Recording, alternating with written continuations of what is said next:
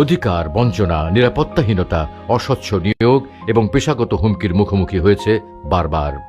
যাদের কণ্ঠ যখন ভেঙে যাচ্ছিল চাপ ও অন্যায়ের দেয়ালে, তখনই 4 সেপ্টেম্বর 2021 সালে জন্ম নেয় একটি অভিন্ন প্ল্যাটফর্ম, বাংলাদেশ পেশাজীবী অধিকার পরিষদ। ডক্টর জাফর মাহমুদ সভাপতি হিসেবে ও অ্যাডভোকেট খালিদ হাসান সাধারণ সম্পাদক হিসেবে দায়িত্ব পালন করছেন। 26 অক্টোবর মঙ্গলবার 2021। 2018 কোটা সংস্কার থেকে তরুণদের বোধোদয় হয় রাষ্ট্রেরও সংস্কার করা দরকার। তার প্রেক্ষিতে গণতন্ত্র, ন্যায় বিচার, অধিকার, জাতীয় স্বার্থ, এই 4টি মূলনীতি নিয়ে রাজনৈতিক দল হিসেবে আত্মপ্রকাশ করে গণ অধিকার পরিষদ। তবে এই আত্মপ্রকাশের পথটা কি সহজ ছিল? কেমনই বা ছিল এর পেছনের গল্প? 83 সদস্যের আহ্বায়ক কমিটি নিয়ে 2021 সালের 26 অক্টোবর গঠন করা হয় গণ অধিকার পরিষদ। অর্থনীতিবিদ ডক্টর রেজা কিবরিয়া ও ঢাকা বিশ্ববিদ্যালয়ের কেন্দ্রীয় ছাত্র সংসদ ডাকসুর সাবেক ভিপি নুরুল হক নূরের নেতৃত্বে দলটির আত্মপ্রকাশ হয়।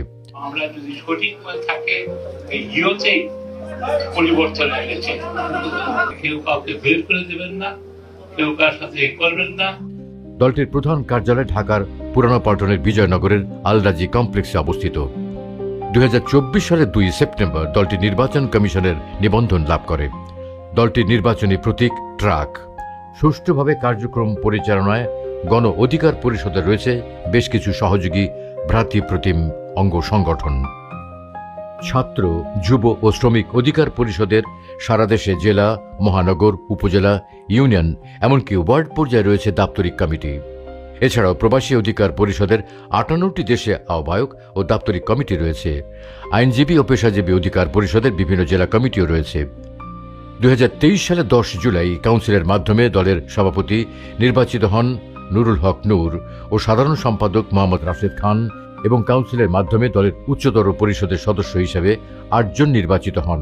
তারা হলেন আবু হানিফ, শাকিলুজ্জামান, হানিফ খান সজীব, শহীদুল ইসলাম ফাহিম, ফাতেমা তসনিম, আব্দুল জাহের, সরকার নূরে এরশাদ সিদ্দিকী, জসিমউদ্দিন আকাশ।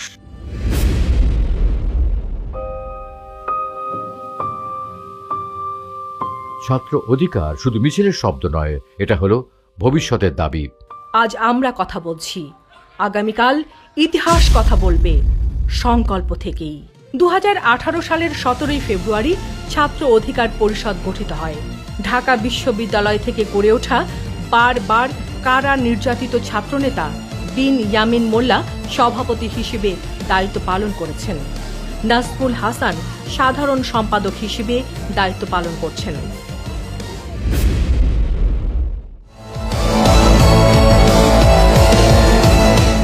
এই মাটিতে জন্ম নেয়া এক প্রজন্ম যারা বইয়ের পাতায় ভবিষ্যৎ খোঁজে, কিন্তু বাস্তবতায় খুঁজে পায় বৈষম্য, বেকারত্ব আর হাজার প্রশ্নের দেয়াল। তৈরি হয় এক নতুন স্লোগান, তারুণ্যের অঙ্গীকার, দেশ হবে জনতার। 2020 সালে 31 আগস্ট 3টি মূল নীতি, তারুণ্য, অধিকার, সমৃদ্ধি নিয়ে গঠিত হয় বাংলাদেশ যুব অধিকার পরিষদ।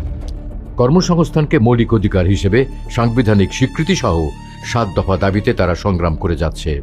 বর্তমানে যুব অধিকার পরিষদের নেতৃত্বে রয়েছেন সভাপতি মঞ্জুর মোর্শেদ মামুন, সাধারণ সম্পাদক নাদিম হাসান ও সাংগঠনিক সম্পাদক মুনতাজুল ইসলাম।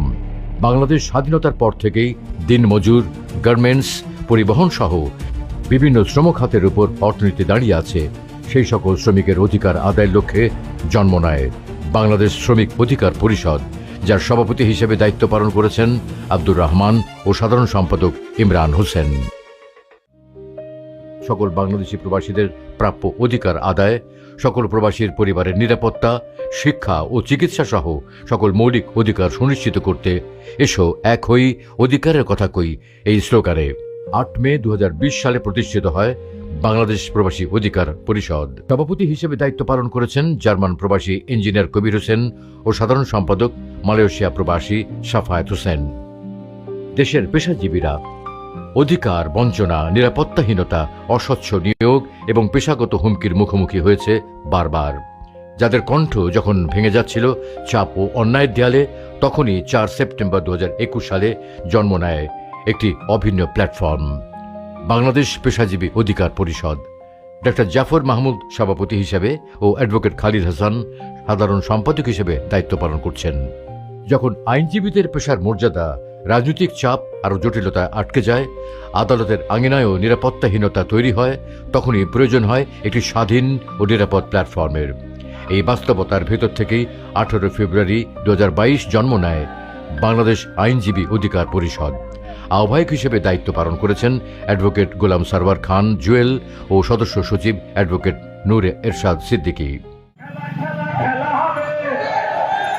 বাংলাদেশের শিল্পাঙ্গনে শিল্পী ও সংস্কৃতি কর্মীদের আর্থিক অনিশ্চয়তা, পেশাগত নিরাপত্তা, দলীয়করণ ও পক্ষপাতমূলক আচরণ সংস্কৃতি অঙ্গনকে ধ্বংসের দিকে ঠেলে দিচ্ছে। এই চ্যালেঞ্জগুলো থেকে উঠে আসে একটি দাবি: শিল্পী ও সংস্কৃতি কর্মীদের অধিকার রক্ষা করা প্রয়োজন। আর এ কারণেই 7 অক্টোবর 2022 সালে গঠিত হয় গণসংস্কৃতি অধিকার পরিষদ। আহ্বায়ক হাসান হাবিব ও সদস্য সচিব রুম্মান মিয়া।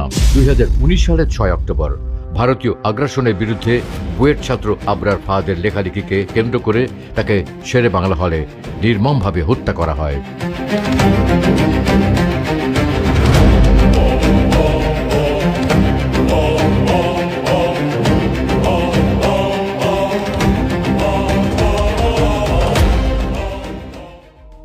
মার্চ সকাল তখন 10টা। ঢাকার আকাশে বাতাসে নিস্তব্ধতা, অলিতে গলিতে কড়া নিরাপত্তা, কারণ বাংলাদেশের সুবর্ণ জয়ন্তীতে ভারতের প্রধানমন্ত্রী নরেন্দ্র মোদী আসবেন।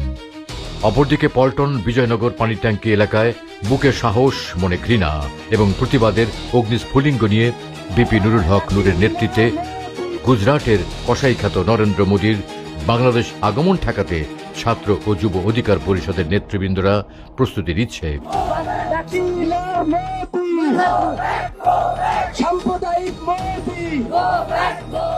মিছিলটি বিজয়নগর থেকে দৈনিক বাংলা মোড় হয়ে মতিঝিল শাপলা চত্বরে গিয়ে পৌঁছালে ঠিক পেছন দিক থেকে পুলিশ মিছিলে হামলা করে। টিয়ার শেল, রাবার বুলেট ও গুলি করে মিছিলটি পণ্ড করে দেওয়া হয়। মিছিলে অসংখ্য নেতাকর্মী পুলিশের হামলায় আহত হয় এবং ছাত্র, যুব ও শ্রমিক অধিকার পরিষদের 54 জন নেতাকর্মীকে গ্রেপ্তার করা হয়। সেদিন সবচেয়ে ভয়াবহ নির্যাতনের শিকার হন যুবনেতা মুমতাজুল ইসলাম। টিয়ার শেলের গ্যাসে অনেকেই দিশেহারা। ঠিক সেই মুহূর্তে আমরা খেয়াল করলাম যে একজন পুলিশের ভাই আমাদের ছাত্র এবং যুব অধিকার পরিষদের যে বিক্ষোভ মিছিল, সেই বিক্ষোভ মিছিলের ভিতরে রোশানলে পড়ে যায়। তো আমরা কয়েকজন পুলিশ ভাইটাকে আমরা রেস্কিউ করি এবং এই আহত পুলিশটিকে নিয়ে আমরা চেষ্টা করছিলাম যে ধীরে ধীরে পুলিশের কাছে যাওয়ার এবং তাদের কাছে পুলিশ ভাইটিকে পৌঁছে দেওয়া। তাদের কাছে দেওয়া মাত্র আমরা যখন আবার ব্যাক করছি, ঠিক সেই মুহূর্তে পুলিশ আমাকে ধরে ফেলে এবং আমাকে গ্রেপ্তার করে। আমাকে হ্যান্ডকাপ করানোর পূর্ব মুহূর্তে 10 থেকে 12 জন পুলিশ মিলে যেভাবে অমানবিক নির্যাতন করে, সেটা আসলে আপনারা দেখলেও মর্মাহত হবেন। আমাকে 10 থেকে 12 জন টানা 5 থেকে 10 মিনিটের মতন আমাকে নির্যাতন করে। আসসালামু আলাইকুম ওয়া রাহমাতুল্লাহ। সম্মানিত দেশবাসী, আপনারা দেখছেন আমাদেরকে পুলিশ পিকআপ ভ্যানে নিয়ে এসেছে। এই যে আমাদের আরো কিছু ভাই, আমরা বলবো যে আমরা আসলে দেশের বিরুদ্ধে না, ইসলামের বিরুদ্ধে না। গ্রেপ্তার 54 জনকে কাশিমপুর কারাগারে পাঠানো হয়। কারাগারে সাক্ষাতে গেলে ছাত্র অধিকার পরিষদের নেত্রী রোকেয়া জাবেদ মায়া সহ 9 জনকে পুলিশ আটক করে। থানায় ঢোকার পর আমি আমার যে উদ্দেশ্য নিয়ে যাই, আমি সেই বিষয়ে জানতে চাই যে আসাদ ভাই ভিতরে আছে কিনা। আমার গলার মধ্যে ধরে এমন করে একটা ধাক্কা দেয় যে আমি অনেকটা দূরে যে পড়ি। আমার সাথে যখন এই ঘটনাগুলো হচ্ছিল, সেই মুহূর্তে বাইরে থাকা আমার সহযোদ্ধা যারা ছিল, তাদেরকে ভিতরে আনার জন্য